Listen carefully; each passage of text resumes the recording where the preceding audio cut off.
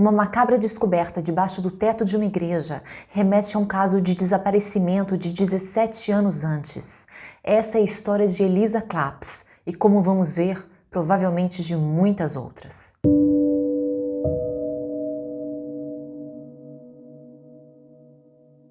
Oi gente, bem-vindos mais uma vez na Itália. Hoje estamos na cidade de Potenza, que conta com aproximadamente 64 mil habitantes e é a capital da região da Basilicata, que fica no sul do país. E nos encontramos mais especificamente na Igreja da Santíssima Trindade. É quarta-feira de manhã do dia 17 de março de 2010 e um grupo de operários acabou de chegar ali. Eles estão tentando encontrar a origem de uma infiltração. Eles se dirigem então ao sótão, que é de onde parece se originar o problema. Mas a tal perda de água não vai se resolver naquele dia, porque os operários encontram um problema muito maior e mais urgente. Eles se deparam com um corpo mumificado. E nós não estamos falando do jazigo sacro de algum santo. Não, é bem claro que se trata de um crime mesmo. O corpo estava no chão, coberto por algumas telhas e próximo de uma cama velha com um colchão parcialmente destruído e perto de alguns outros objetos no mesmo estado. E é dali que os investigadores começam. Depois que o cadáver é retirado para a autópsia, iniciam a documentar os objetos encontrados ali, no ex-canteiro de obras, que acabou de virar uma cena de crime. Muitos desses artigos parecem pertencer à própria vítima, como um par de óculos de grau, um brinco, uma sandália, os restos de uma calça comprida e uma malha e um sutiã rasgado ao meio. Temos então um corpo, uma cena do crime e uma enorme suspeita de quem seja aquela vítima. E para entendermos o porquê, vamos voltar 17 anos antes. Era 1993 e a nossa protagonista, a adolescente Elisa Claps, estava então com 16 anos. Ela tinha nascido ali mesmo, em Potenza, no dia 21 de janeiro de 1977. Seus pais eram Filomena Lema e Antônio Claps. Filomena era operária em uma fábrica e o marido tinha uma pequena tabacaria, que seria mais ou menos a versão italiana da nossa banca de jornais. E além de Elisa, eles tinham ainda outros dois filhos mais velhos que ela, Gildo e Luciano. Tinham sido sempre uma família muito feliz e tranquila, sem grandes problemas e bastante unidos. Elisa era bastante simpática, tinha um sorriso marcante, mas ela não se sentia particularmente bonita ou atraente.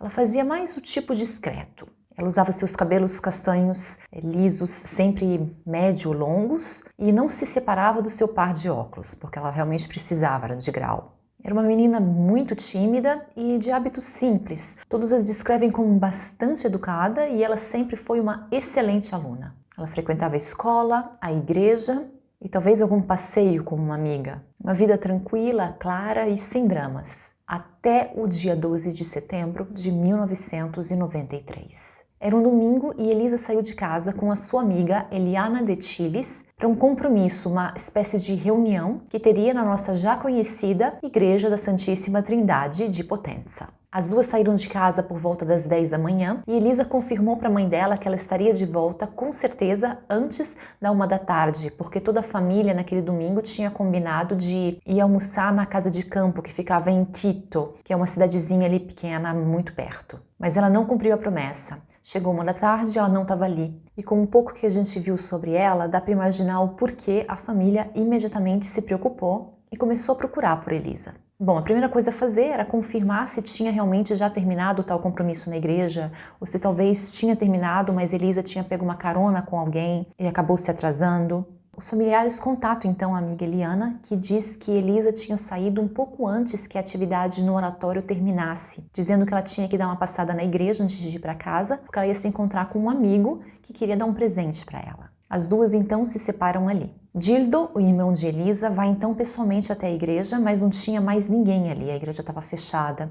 Ele vai então para a casa do tal amigo que a irmã dele tinha que encontrar, mas ele tem a mesma sorte, tá tudo fechado e ninguém o atende. A família de Elisa, então, apesar de só 3, 4 horas terem se passado, eles tinham certeza que algo de errado tinha acontecido e decidem ir até a polícia, que, ao contrário do esperado, acreditam na família, acreditam na preocupação deles, levam em consideração e partem de onde eles tinham parado. Os policiais então vão até a igreja e ficam sabendo que o padre tinha saído logo depois da última missa da manhã para uma viagem que ele já tinha programado há algum tempo. Em seguida, eles foram então confirmar as declarações de Eliana para começar a reconstruir o dia de Elisa. Os investigadores então foram falar com o tal amigo, ele se chamava Danilo Restivo e confirmou que tinha se encontrado com a moça na igreja, mas que ela o tinha deixado já por volta de meio-dia, porque ela tinha dito que ela tinha que ir até Tito. Eles então se despediram e Danilo acrescentou que pôde ver pela janela da sacristia a amiga que estava saindo ali do terreno da igreja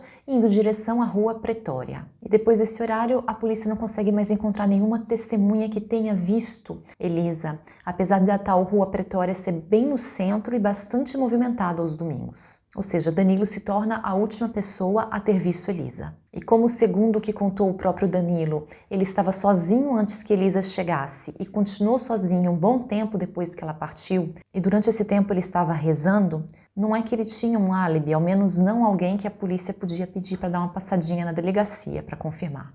E assim os investigadores acreditaram que era melhor conhecer um pouquinho mais sobre ele. Danilo Restivo nasceu em 1972. Ele tinha então 21 anos na época do desaparecimento de Elisa, que estava com 16. E quando ele estava com aproximadamente 10 anos de idade, junto com a sua mãe e a sua irmã mais velha, ele se mudou de Erice, na Sicília, para Potenza, na região da Basilicata. Os três foram ali para se reunir com o pai de Danilo, que era o diretor da Biblioteca Nacional de Potenza e também um artista bastante conhecido. O pai, Maurizio Restivo, tinha se transferido ali por essa oportunidade de trabalho e agora a família estava se reunindo. A família Restivo era conhecida e bastante respeitada na cidade. Tinham amigos importantes entre políticos, empresários e religiosos, com destaque para Dom Mimì Sábia, que era o pároco responsável pela Igreja da Santíssima Trindade. O padre, que já era amigo de Maurizio Restivo antes, se aproximou ainda mais da família com a chegada dos três novos integrantes. Isso porque Danilo, antes mesmo da adolescência, já era considerado um pouquinho problemático. E Dom Mimì, que era responsável por uma igreja grande e com bastante atividade para os jovens, acreditou que podia ajudar. E assim Danilo cresceu muito próximo ao pároco, decididamente um pouquinho estranho, mas considerado por todos inofensivo. Ele tinha, por exemplo, o costume de dizer adeus quando chegava ou oi quando ia embora, ria quando as pessoas choravam ou começava a chorar quando todo mundo estava rindo, e tinha como hobby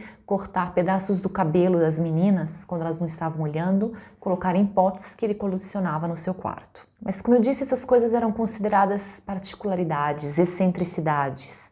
Ninguém via realmente um problema nisso. Mas os investigadores encontraram alguns episódios na vida dele que não pareciam ser assim tão inofensivos. Danilo, então, com 14 anos, tinha convencido uma sua amiga a atrair o primo dela com alguma desculpa para um lugar isolado e dizendo ter uma surpresa colocar uma venda nos olhos. É quando Danilo aparece e tenta cortar com canivete a garganta do garoto, que consegue escapar, mas com alguns cortes, arranhões superficiais. Bom, o rapaz faz uma denúncia e o caso chega a ser processado, mas o pai de Danilo paga uma grossa indenização à família do menino e tudo é arquivado e apagado. Tanto que a polícia mesmo teve dificuldade de descobrir os detalhes sobre esse caso. E tinha mais. Em 1992, o ano anterior ao desaparecimento de Elisa, diversas estudantes universitárias tinham feito queixa de assédio contra Danilo. Todas elas dividiam uma grande casa na rua Marconi, em Potenza, exatamente na frente da casa dele. Ele tinha começado enviando cartas, eventualmente conseguiu o telefone da casa e ali começaram as intermináveis ligações. E o conteúdo desses contatos mudava muito, o que deixava bastante claro a instabilidade de Danilo. Num primeiro momento romântico, cortejador, depois ele era vulgar,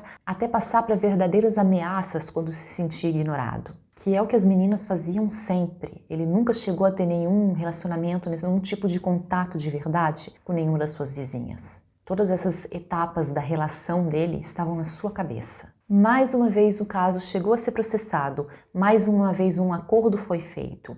E a única consequência foi que uma ordem judicial obrigou a instalação no telefone da casa dos Restivo de um aparelho que fazia conta de quantas horas de ligação tinham partido daquela casa. Eu não entendi absolutamente como esse aparelho pudesse ajudar em alguma coisa. Para mim, parece que foi só para fazer ver que estava alguma medida sendo tomada. De qualquer forma, esses episódios serviram para colocar Danilo como um potencial suspeito, o que na verdade não foi feito imediatamente. Porque na Itália, se uma pessoa está sendo investigada como suspeito de um crime, ela deve ter o seu nome colocado numa lista de suspeitos oficial, que é também de domínio público. Eu não sei se o Brasil tem alguma coisa desse tipo, eu realmente não me lembro de ter ouvido falar. E Danilo não foi registrado oficialmente, só que ao mesmo tempo os investigadores também não podiam deixar passar uma pessoa assim com um histórico criminal e decidiram continuar nessa direção. O próximo passo sendo conseguir formar uma ligação entre ele e Elisa Claps. O que não foi nada difícil, bastou falar com algumas amigas dela ali mesmo da igreja. Já há alguns meses, Danilo estava perseguindo Elisa. Essa foi exatamente a palavra usada por algumas dessas amigas, que ao mesmo tempo não viram nenhum problema nisso. Nenhuma delas, muito menos, fez a conexão dessas atenções ao desaparecimento da menina. Afinal, os problemas graves de comportamento dele tinham sempre sido muito bem escondidos. Era quase como se existissem dois Danilos. O excêntrico, talvez meio bobo até inocente, conhecido por todos, e um Danilo que não conhecia limites, que estava um pouco sem contato com a realidade e reagia muito mal quando se frustrava. E Elisa, apesar de se sentir incomodada com as atenções dele, apesar de ter tido já que rejeitá-lo diversas vezes, era uma dessas pessoas que não sabia quem ele era realmente, do que ele era capaz. E juntando-se a isso o fato que ela tinha bastante dificuldade de dizer não, mesmo com ele sendo inconveniente, era muito difícil para ela fazer algo drástico, como cortar relações definitivamente ou ignorá-lo. Por isso que no dia anterior ao seu desaparecimento, ela disse sim ao pedido de um encontro para que ele desse um presente para ela. Sobre esse presente eu achei em algumas fontes que ele queria agradecer ela porque ela tinha ajudado ele a estudar para uma prova, e em outras eu achei que ela tinha passado num teste importante e ele queria parabenizá-la. Mas esse ponto não importava mais muito qual era o motivo do presente. Os investigadores acreditavam já que tinha sido só uma desculpa para um encontro a sós. Encontro esse que poderia ter terminado mal, muito mal.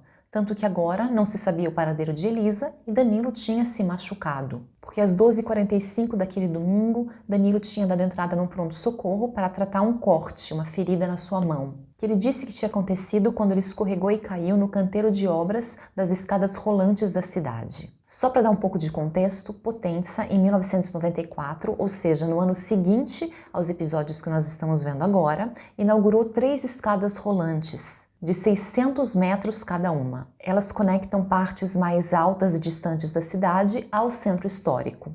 Infelizmente, parece que elas estão desativadas porque a degradação tornou elas bastante perigosas. E de acordo com Danilo, elas eram também perigosas na época de sua construção e tinha sido assim que ele tinha se machucado. Ou pelo menos foi isso que ele disse para o pessoal médico do hospital e depois repetiu para os investigadores, que não se convenceram muito da versão dele. Um dos motivos sendo Danilo não ter conseguido explicar muito bem o que ele tinha feito entre o momento que ele se despediu de Elisa e quando ele chegou no hospital. Além disso, o médico que o tinha atendido lembrava-se de ter pensado que aquele corte parecia de uma lâmina e achou que o rapaz estava com as roupas muito ensanguentadas para ser só por causa daquela ferida. Todos esses detalhes que poderiam ser verificados, afinal ele tinha ainda a ferida na mão, e as roupas poderiam ser verificadas, mas como eu disse antes, ele não tinha sido colocado na lista oficial de suspeitos. Ele era apenas uma pessoa informada sobre os fatos e, como tal, não se pode pedir para inspecionar os seus pertences, muito menos a sua pessoa. Outra coisa que não se pode fazer é impedir que ele deixe a cidade, que foi o que ele fez pouco depois do seu depoimento. Viajou para Nápoles. E assim que ele retornou, alguns dias depois, a polícia disse que gostaria de falar novamente com ele, que deu novas declarações vacilantes. Quando perguntado para esclarecer o motivo do seu encontro com Elisa, dessa vez ele não falou nada sobre um presente, ele tinha uma versão completamente nova. Ele disse que ele tinha pedido para ela conselhos sobre como conquistar uma amiga dela, em quem ele estava interessado, e que por sua vez, Elisa tinha dito que ela estava sendo importunada por um rapaz, estava insistindo muito e que geralmente a encontrava na porta da igreja. Uma versão claramente pensada para tirar suspeitas de cima de si mesmo e colocá-las em um desconhecido. A essa altura vocês devem já estar esperando que os investigadores coloquem o nome de Danilo Restivo finalmente naquela bendita lista de suspeitos oficiais e comecem a tratá-lo como tal. Mas não foi isso que aconteceu e eu já adianto que isso nunca vai acontecer. Nem o apelo direto da mãe de Elisa para que isso fosse feito surtiu algum efeito. E essa não foi a primeira vez, nem a última, que a família tentou. A mãe de Elisa chegou aí até a delegacia levando uma planta da igreja para tentar encorajar os policiais a vasculharem o local. Porque, pasmem, o local onde Elisa tinha sido visto por último não tinha sido revistado. Ou seja, a polícia tinha ido falar com Eliana, amiga de Elisa, que os levou até Danilo, que pareceu suspeito, mas foi apenas parcialmente investigado, e depois disso nada mais foi feito. E é por isso que a família estava suplicando tanto, e eles acabaram indo até a igreja. Mas eles deram uma olhada tão breve e superficial que mais parecia uma visita. E confrontados com o porquê de não terem realmente vasculhado o local, a resposta dos investigadores literalmente foi: quisemos evitar de ferir os sentimentos do pároco e profanar um lugar santo. Eu não sei se é pior a falta de investigação de uma cena do crime ou essa desculpa. E quanto à sensibilidade de Dom Mimi, o que dizer? O padre foi interrogado, obviamente, assim como Danilo, como pessoa informada dos fatos, mas o padre não estava nem ali, ele tinha ido viajar, como nós vimos, quando o crime em si aconteceu. O que ele poderia ser útil é falando sobre Danilo, que era o principal suspeito, mas ele se valeu do segredo confessional para não dizer nada. E quando os investigadores tentaram fazer uma pergunta que era: o senhor entende uma confissão de Danilo? Ele disse: eu não vou dizer nada. E foi o que ele fez. Como podemos imaginar, as investigações e as próprias buscas por Elisa, o que é mais grave ainda, simplesmente pararam, completamente. Afinal, a única pista era aquela de Danilo, e ela não estava sendo seguida. Então nada acontece por anos, 6 anos, até o dia 11 de março de 1999. Quando num site que tinha sido aberto há pouco tempo pela família de Elisa, chega um e-mail dela mesma, dizendo que ela está no Brasil, que está muito bem e pede para a família parar de procurá-la. Coincidentemente, na mesma semana é publicado o primeiro de uma série de artigos num jornal online chamado Il Popolo nella Rete, artigos defendendo a teoria de que as acusações a Danilo Restivo em relação ao desaparecimento de Elisa Claps eram todas fruto de uma conspiração. A polícia não estava fazendo nada, mas é praticamente obrigada a confirmar isso e descobre sem nenhuma dificuldade que seja o estranho e-mail, aparentemente escrito por Elisa, e os artigos tinham sido na verdade escritos em uma sala de jogos de Potenza, por Danilo Restivo, mais um gênio do crime. Mas não, ele não é preso. Pior ainda, não continuam a investigar o desaparecimento de Elisa. Mas se as buscas não continuaram, pelo menos uma consequência essa farsa toda teve. Maurizio Restivo decide tirar o filho Danilo de Potenza. O pai o envia para Roma, consegue um apartamento para ele ali e um emprego. Mas Danilo usa essa oportunidade para começar uma nova coleção de cachos de cabelo roubado de suas colegas de trabalho e conseguir algumas novas denúncias de assédio. Para não falar do seu novo hobby, que é tirar fotos de si mesmo junto com seu novo fetiche. Mulheres com alguma deformação física congênita, que sofreram algum tipo de amputação ou que sofrem de obesidade mórbida. É nesse período também que Danilo começa a usar chats online para conhecer pessoas e acaba começando assim uma relação com uma mulher um pouco mais velha e gravemente obesa. Ela se chamava Fiamma Marsango, era italiana, mas já há alguns anos morava na Inglaterra. E esse encontro, mesmo que virtual, muda completamente a vida de Danilo, porque alguns meses depois, ainda em 2001, ele também se muda para o Reino Unido. Os dois se casam e, como eu estou já cansada de dizer nesses vídeos, conduzem uma vida aparentemente normal. Enquanto isso, na Itália, as falsas pistas não param de chegar. Aquela falsa mensagem escrita por Elisa se segue uma dizendo que ela está na Albânia. Parece tão real que uma equipe de televisão chega a ir até lá, mas não dá em nada. E mesmo com a frustração de receber esses e-mails, mensagens, pistas, avistamentos falsos, a família de Elisa pensa que assim que eles colocaram um site, isso fez com que Danilo se sentisse pressionado bastante para cometer o erro de enviar os artigos, de enviar o e-mail se passando por Elisa. Talvez se eles continuassem a pressionar, eles o levassem a cometer outros erros, consequentemente, talvez um dia, quem sabe, ser pego. Eles continuavam então tentando manter vivo o caso do desaparecimento como podiam, esperando sempre que as autoridades fizessem a parte deles. Mas infelizmente eles esperaram por 3 anos e nem as mensagens falsas chegavam mais. E a polícia não parecia estar se mexendo. Foi então que Gildo, o irmão mais velho de Elisa, resolveu dar um passo à frente. Não só manter um site, mas iniciar em Potenza uma filial da Penélope, que é uma associação das famílias e amigos de pessoas desaparecidas, que não apenas dá apoio aos familiares, mas recolhe informações úteis, ajuda a pressionar as autoridades se essas não estão trabalhando e tenta ajudar a se engajar nas próprias investigações. E a associação ajudou sim a manter vivo o caso de Elisa. Recebia pistas, recebia dicas, recebia avistamentos, mas nada de útil. E foi assim que as coisas se estacionaram pela terceira vez, com a família esperando sempre que aquela seria a dica boa, seria a pista verdadeira, e Danilo, que eles consideravam o maior suspeito, vivendo tranquilamente na Inglaterra. E dessa vez as coisas permaneceram assim por um bom tempo, até o início da nossa história de hoje, até 17 de março de 2010. Àquela altura, Dom Mimi já tinha falecido há mais ou menos 2 anos, ele tinha 84 anos na época, e a substituí-lo era um padre, um jovem padre chamado Dom Wagno Oliveira e Silva, um brasileiro. Era ele então o responsável pela Igreja da Santíssima Trindade de Potenza, quando os operários, procurando por uma infiltração, encontraram um corpo mumificado. E para nós agora também é óbvio, como era para toda a cidade de Potenza, que aquele deveria ser o corpo de Elisa Claps, desaparecida já há 17 anos, daquele mesmo local. A família não sabe nem o que é pior, um resultado positivo ou negativo, mas de qualquer maneira a autópsia e os exames de DNA confirmam aquilo que todos esperavam e ao mesmo tempo temiam. Era Elisa. A autópsia também estabeleceu que ela tinha sofrido 13 feridas de corte, mas quanto ao abuso não foi possível estabelecer se tinha ocorrido ou não. Era a confirmação da triste realidade, mas que, pelo menos, colocava um fim às buscas. Ao menos as buscas por Elisa, porque as buscas por um culpado estavam apenas iniciando. E a revolta contra o descaso da polícia aumentava. Agora parecia claro para todos que não bastava achar a pessoa responsável por tirar a vida de Elisa, mas também o responsável que o acobertou. E de acordo com a maioria, o culpado físico do ato era Danilo Restivo. E quanto a quem acobertou, parecia que todos tinham a mesma dúvida, mas foi só a mãe de Elisa que teve coragem de dizer. Era possível que Dom Mimi não soubesse que tinha um cadáver dentro da sua igreja?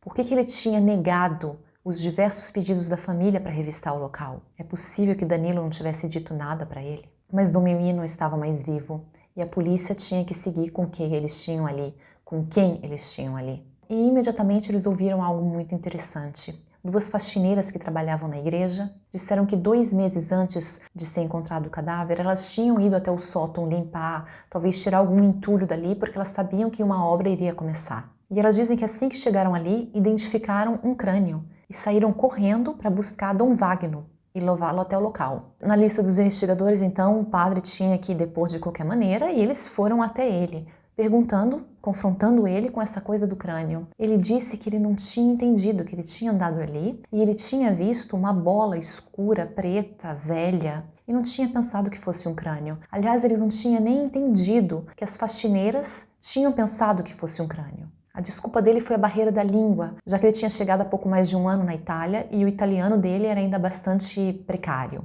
O que pode ser uma explicação muito coerente, muito plausível, com um mundo de palavras, mas não com a palavra crânio, que em italiano é crânio. Mas calma que a piada linguística não termina por aqui, e eu juro para vocês que eu estou dizendo a verdade. Dom Wagno continua contando que ligou para o vescovo para dizer para ele que tinha visto um crânio. Sim, aquele crânio que ele tinha acabado de dizer que ele não tinha entendido que existia. Mas vamos lá.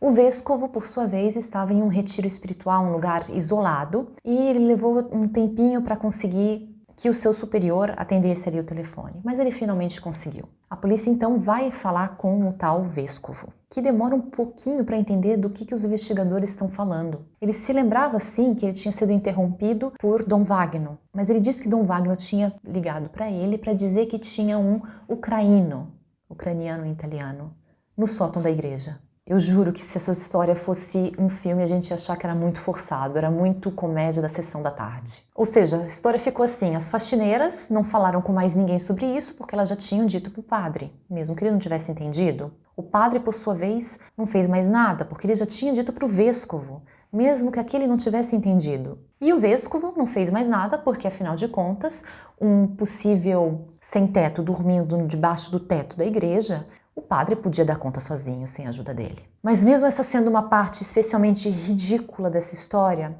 e sendo um ato criminoso não fazer nada se você encontra um cadáver ou um crânio, a verdade é que não tinha nenhum motivo para que a polícia desconfiasse em que essas pessoas envolvidas tivessem participado ativamente do crime. Danilo Restivo era ainda o único e principal suspeito. Danilo, que 2 meses depois da descoberta do corpo é procurado pela polícia britânica de Dorset, onde ele vivia. Mas não tinha nada a ver com o caso de Elisa. Ele estava sendo preso provisoriamente como acusado da morte de sua vizinha, Heather Barnett, 8 anos antes, em 2002. E mais uma vez parece um roteiro de filme forçado. A Scotland Yard, nesses últimos 8 anos, nunca tinha parado de investigar o crime. E nos últimos meses, eles estavam trabalhando somente com Danilo como suspeito. Aliás, nos últimos dias antes da sua prisão, ele estava sendo seguido pelos policiais 24 horas por dia. E eles tinham visto diversas ocasiões que ele fazia um passeio ali num bosque que tinha perto da casa dele, sempre seguindo mulheres. Ele escolhia alguém e começava a seguir com uma espécie de canivete no bolso. Mas as suas peripécias na Inglaterra são uma história para um outro vídeo inteiro, todo dedicado a ele. Então vamos voltar para as investigações na Itália, onde ficam prontos, mais ou menos no período que Danilo é preso na Inglaterra, alguns resultados da perícia. E no colchão, aquele encontrado na cena do crime, são individuados 2 traços de DNA, um deles no esperma. A pergunta, então, mais importante desse caso inteiro era: um desses 2 traços de DNA pertenciam a Danilo? E a resposta foi não.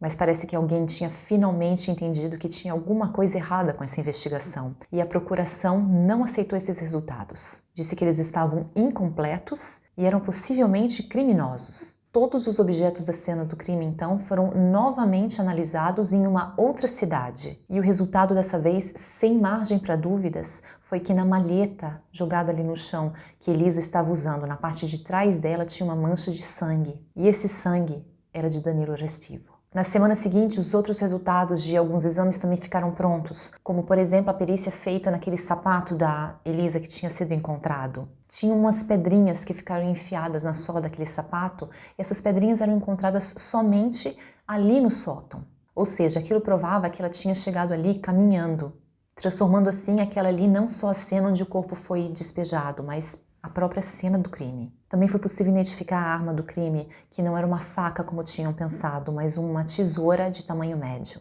Um outro detalhe bastante interessante foi que foi encontrado um pequeno botão vermelho bem perto do corpo de Elisa, que foi identificado como sendo idêntico àqueles usados em vestimentas oficiais religiosas. E pouco depois que essa última informação foi tornada pública, alguém da imprensa encontrou uma foto de Dom Mimi que eu vou colocar aqui para vocês. Façam atenção ao detalhe do botão, ou melhor, a falta dele. Eu sei que não é uma prova irrefutável, mas é muita coincidência. E falando sobre o envolvimento do pároco, eu sei que não dá para acusar ele de envolvimento no crime, ele não estava nem na cidade no horário que tinha acontecido. Mas com certeza existem motivos para suspeitas da mãe de Elisa de que ele tivesse ajudado a encobrir. Depois da descoberta do corpo, diversas pessoas foram ouvidas e muitos contavam que Dom Mimi impedia as pessoas sem nenhum bom motivo aparente de subir até o sótão. E ele fez isso até a sua morte em diversas ocasiões. E levando em consideração aquela história com as faxineiras, com Dom Wagner, com o Vescovo, para os investigadores estava ficando cada vez mais claro que mais de uma pessoa, talvez várias pessoas, soubessem da existência do corpo ali. Mas o tempo foi passando, nada era resolvido e um dia acabaram decidindo fazer com que alguém externo descobrisse aquilo. Alguém que não pertencia à igreja, talvez alguém que não tivesse nenhum contato com Elisa no período, alguém que não pudesse ser acusado, uma pessoa neutra. E acabaram sendo os operários. Então, 2 inquéritos são abertos para tentar averiguar pessoas que podem ter encoberto ou atrapalhado de alguma maneira essas investigações. E não escapou ninguém. A procuradoria do caso, os investigadores que não vasculharam a igreja, o perito que fez a primeira análise do DNA na cena do crime, as faxineiras, Dom Wagner, a própria igreja como instituição e Danilo Restivo por falso testemunho. E por falar nele, nesse meio tempo, Itália e Inglaterra entram de acordo que ele permaneceria na Inglaterra para ser julgado primeiramente pela morte de Heather Barnett e depois seria extraditado para ser julgado pelo crime contra Elisa. No dia 30 de junho de 2011, ele é condenado então pela corte inglesa à prisão perpétua. E 6 meses depois, na Itália, ele recebe a pena de 30 anos de prisão pela morte de Elisa. E como a pena inglesa é mais longa, decidem que é ali que ele deve acabar cumprindo a sua sentença. E por falar em sentença, o juiz que escolheu qual seria a pena dele fez a seguinte declaração na ocasião: "Você é um assassino frio e cruel, sem humanidade. Matou Heather assim como fez com Elisa, atacou as duas do mesmo modo e cortou o cabelo delas como souvenir. Você nunca mais sairá da prisão." Com certeza é um alívio ouvir essas palavras, e a família das vítimas podem sentir que justiça foi feita. Mas a declaração do juiz também me fez pensar em algo muito inquietante. Ele cortava cabelos de meninas desde que ele era adolescente, pré-adolescente. Ele seguia mulheres na Inglaterra com um canivete no bolso e ele cortou o cabelo das 2 mulheres que ele matou. Parece muito improvável que essas sejam as suas 2 únicas vítimas, mas disso a gente não pode ter certeza. O que nós sabemos é que o caso de Elisa era muito simples. Danilo, na igreja. Então todos que atrapalharam a resolução desse caso são também responsáveis pela morte, pelo menos, de Heather. Obrigada.